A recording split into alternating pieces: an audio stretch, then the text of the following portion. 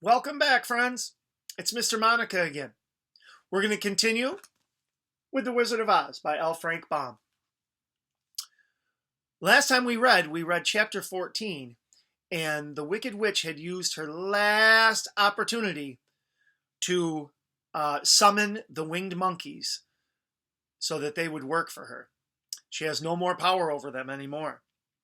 The monkeys dropped the poor Tin Woodman on some rocks. He's all dented up and rusted now. He can't move.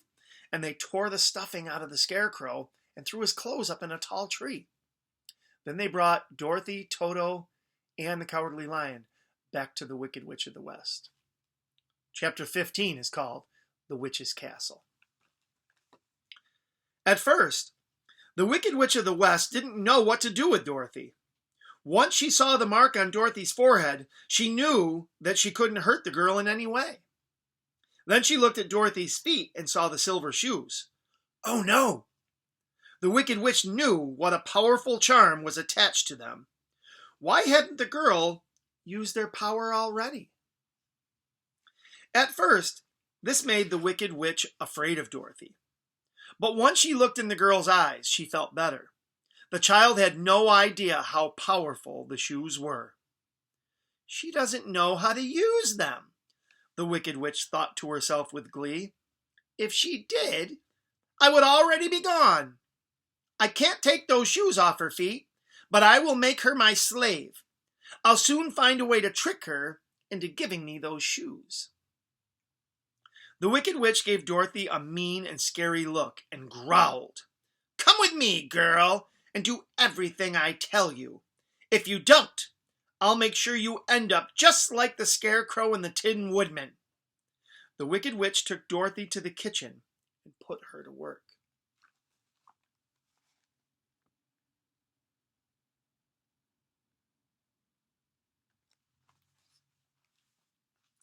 For weeks, the Wicked Witch made Dorothy scrub pots and sweep floors and keep the fireplace supplied with firewood.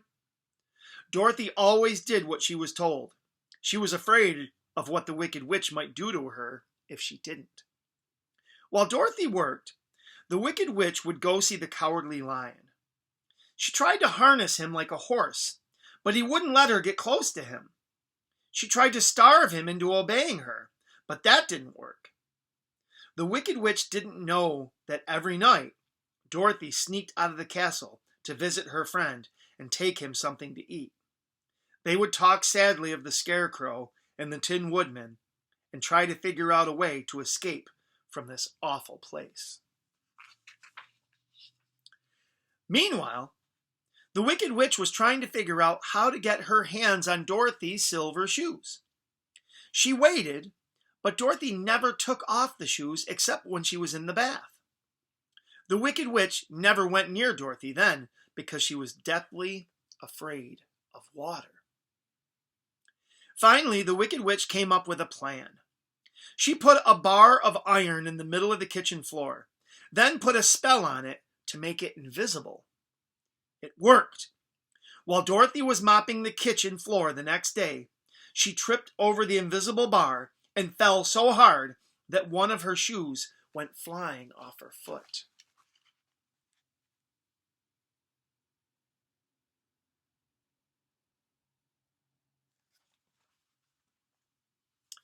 Cackling with joy, the Wicked Witch ran over and grabbed the shoe and stuck it on her own skinny foot.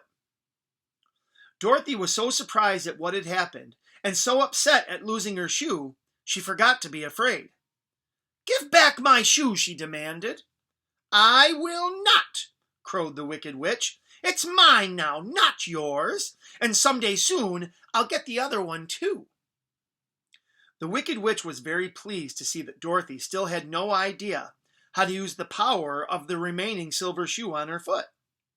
With one shoe in her possession, the Wicked Witch was sure that she would be able to use its special power to get the other one away from Dorothy. You are a wicked creature, Dorothy cried. Give me back that shoe. It's mine, not yours. The Good Witch of the North gave it to me. But the Wicked Witch just laughed and danced around Dorothy gleefully. This made Dorothy so furious that without stopping to think, she picked up the bucket of water she was using and threw it on the Wicked Witch. In no time, the Wicked Witch went from cackling to screaming in fear. Then, to Dorothy's amazement, the Wicked Witch of the West began to melt. "See what you've done?" the Wicked Witch screamed. "I'm sorry," wailed Dorothy, frightened by the sight. She had never meant to hurt anyone, not even a wicked witch. "Didn't you know that water would be the end of me?" cried the Wicked Witch. "Of course not," was Dorothy's reply. "How could I?" "Oh," moaned the Wicked Witch, "in a moment I shall melt completely away, and you will have my castle all to yourself. Oh my! I certainly never thought that a weak girl like you would be the one to end my wicked deeds forever. Look out! Here I go!"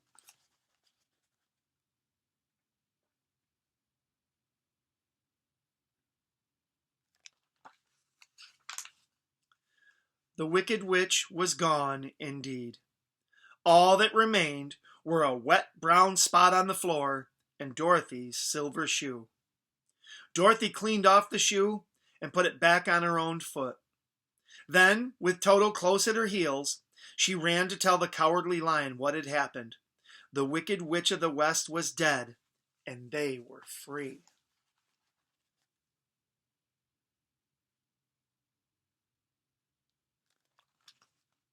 That's the end of chapter 15, my friends. I hope you enjoyed it. Chapter 16 is called Together Again. I'll see you soon, my friends.